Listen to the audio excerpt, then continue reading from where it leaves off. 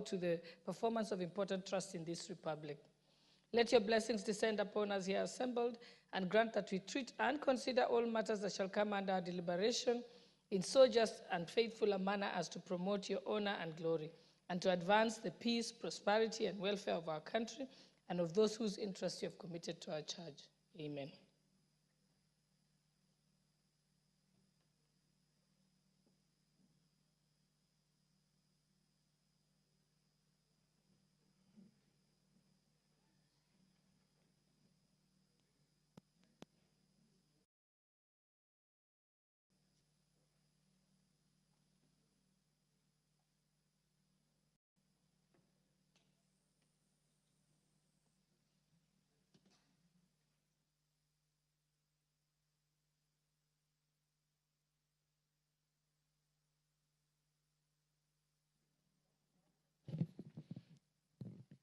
Sajida Tams, you can ring the bell for 10 minutes.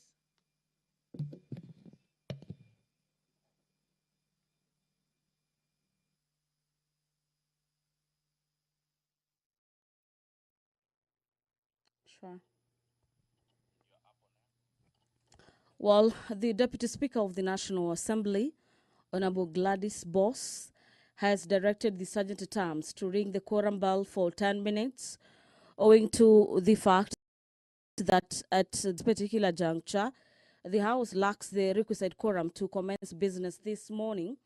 And as we await for that directive pursuant to Standing Orders number 34, to see if indeed the House will attain a quorum this morning, as well as the subsequent directives that may follow in the event the House fails to raise the quorum of 50 members. Allow me to take you through the businesses for consideration in the order paper this morning, where the House is also set to debate the Kenya Information and Communications Amendment Bill, this being National Assembly Bills number 52 of the year 2022. This is a bill by the member for GEM, Honorable Elisha Odhiambo, currently at the second stage of the bill, popularly known as the second reading. The Community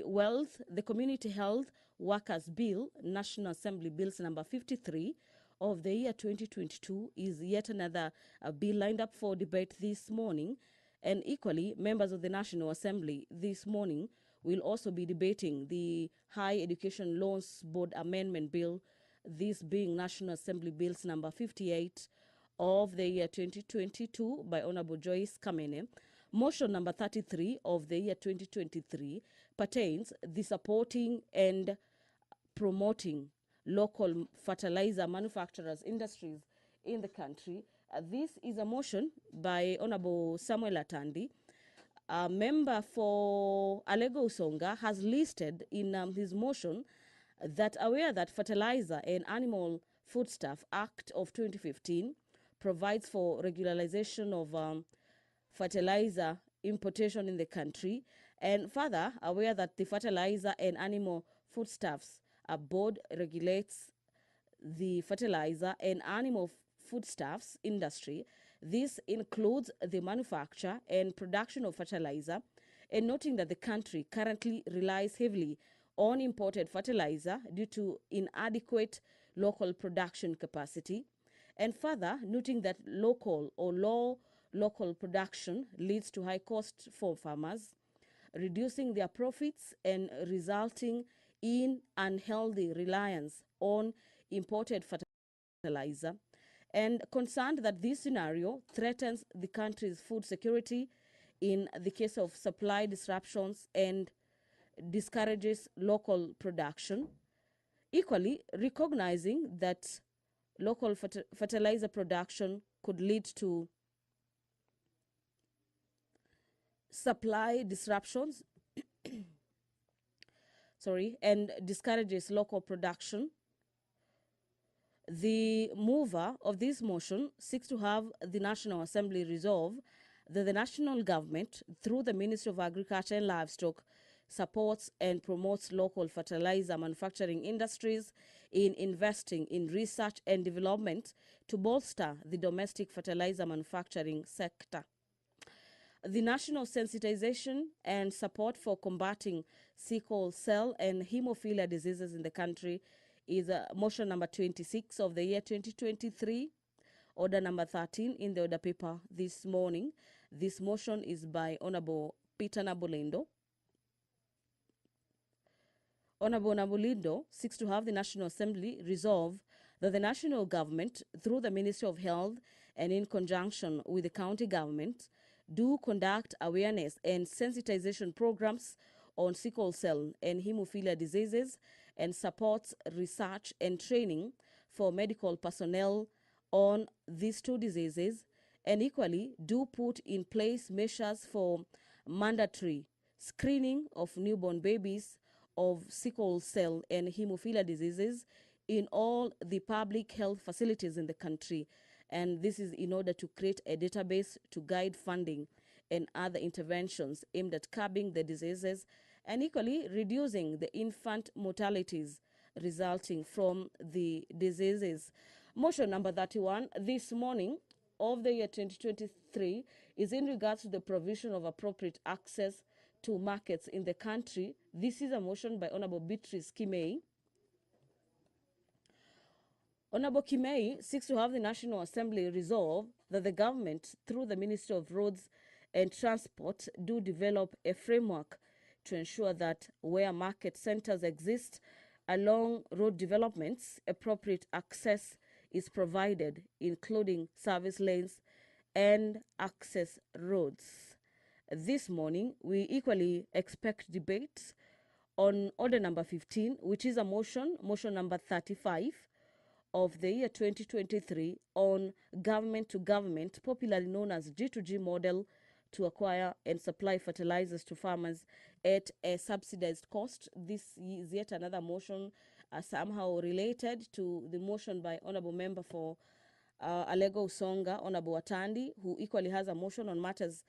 to do with fertilizer production. The member from Mbeere North, through this motion, Honorable Jeffrey Ruku, on motion on government to government model to acquire and supply fertilizers to farmers, is seeking to have the National Assembly resolve that the government, through the Ministry of Agriculture and Livestock Development and its agencies, do adopt the government to government model in the acquisition and supply of fertilizer by identifying potential partners and countries that have surplus and quality fertilizers, and equally that the national government, through the Ministry of Agriculture and Livestock and its agencies, equally adopt a comprehensive program for the government to government acquisition and distribution of fertilizers through, among others, the Kenya Farmers Association, popularly known as KFA, the Kenya Tea Development Agency, KTDA, the Coffee Board of Kenya, Kenya Planters Cooperative Union, the Kenya Grain Growers Cooperative Union, the Pyrethrum Board of Kenya, and this is for the increased agricultural productivity in the country. The member for Aldai, Honorable Marianne Ketani, motion number 38 of the year 2023. Her motion is in regards to the development of measures to mitigate digital inclusion. The member for Aldai seeks to have the National Assembly resolve that the government, through the Ministry of Information, Communication and Digital Economy, formulates a policy to regulate internet billing by internet service providers by providing a metered billing of internet use based on matters consumption, and this is in order to mitigate exploitation and secure economic interest of internet users in the country. And according to the mover, this protection of internet users is in line with Article 46 of the Constitution, and equally that the government, through the Ministry of Information, Communication and Digital Economy, require that internet service providers do develop and deploy quality metered billing systems capable of monitoring customer usage and converting to readable details and creating invoices based on the consumption and aligning their metrics with the value of customers and with the value that customers get from various internet services.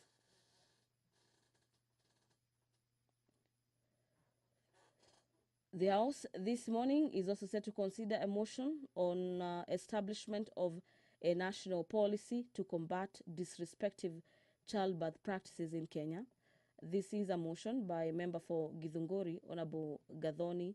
wa Mushomba.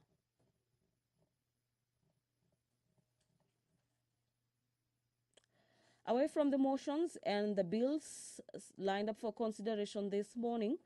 pursuant to Standing Orders number 44, subsection 2C, a number of members of National Assembly will be requesting for statements this morning.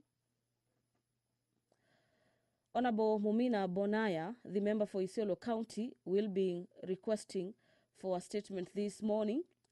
on accident caused by a government vehicle in Isiolo County. The request for statement by Honorable Mumina Bonaya on the accident caused by a government vehicle in Isiolo County will be handled by the Departmental Committee on Matters Administration and Internal Security. School feeding program by the National Council for Nomadic Education, popularly known as NACONEC, is a request for statement this morning by Honorable Prota Sakunja, the Honorable Member for Loima. The request for statement in regards to school feeding program by the National Council for Nomadic Education will be handled by the Departmental Committee on Matters Education. And lastly, under Standing Orders number 44, subsection 2C, Honorable Member Rael Kasiwai, the MP for West Pokot County, will be requesting for a statement this morning on the status of the construction of Bapelo Tot Marich Road in West Pokot County, and her request for statement will be handled by the Departmental Committee on Matters Transport and Infrastructure. We continue awaiting the House, that is the National Assembly, this morning to raise a quorum after the Deputy Speaker of the National Assembly guided the Sergeant at Arms in line with the provisions of the standing orders to ring the quorum bell for 10 minutes. According to Standing Orders number 34 of the House, at such a time when the House is commencing business and there is no quorum present, the Speaker shall give a directive of 10 minutes, this being a leeway for members within the presence of Parliament to make their way into the chamber. That has happened this morning.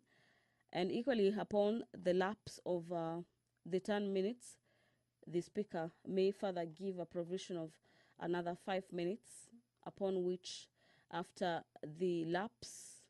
of the 5 minutes given, and the House will not have raised the quorum, then the Speaker, again guided by the standing orders of the House, is forced to adjourn the sittings of the House until the next time when the House will be sitting. This being Wednesday morning, the House will equally be sitting in the afternoon. And we await for further directives from the chamber this morning and a signal from the Sergeant at Arms with all indications that that quorum has been attained.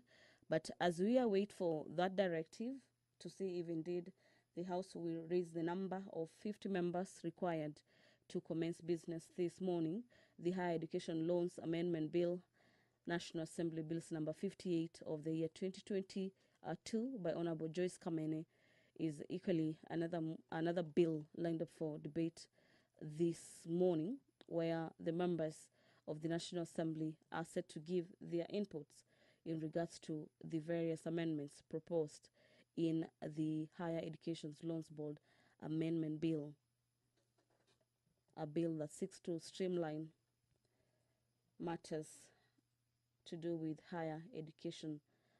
funding in the country. The National Assembly will be debating a motion this morning on the formulation of a land use policy on zoning of land for agriculture and built development. This is a motion by Westlands Member of Parliament, Honorable Tin Wanyoni. Honorable Tim Wanyonyi, in his motion, states that aware that land is a critical but limited a factor of production that supports human habitation and food production, and noting that agriculture is country's economic mainstay, and appreciating that the Central Bank of Kenya Monetary Policy Committee Agriculture Survey of 2022 estimated the contribution of the agricultural sector to the country's gross domestic product GDP to be 22% directly and 27% indirectly. This is through its linkages with other sectors, and further appreciating that the survey showed that the sector employs over 40% of Kenya's total population, and concerned that in the Land Reform Volume 3 publication, the Kenya Land Alliance estimated that only 17% of the country's landmass is classified as suitable for rain-fed agriculture, while the remainder is either semi-arid or arid, and further concerned that the country's agricultural productivity has been decreasing over the years, and equally cognizant of the fact that the decline in the agricultural productivity is particularly and partly attributable to the shrinking agricultural land due to unplanned settlements that encroach the agricultural land. 9:48 a.m. This House stands adjourned until today, 9th October 2024 at 2:30 p.m.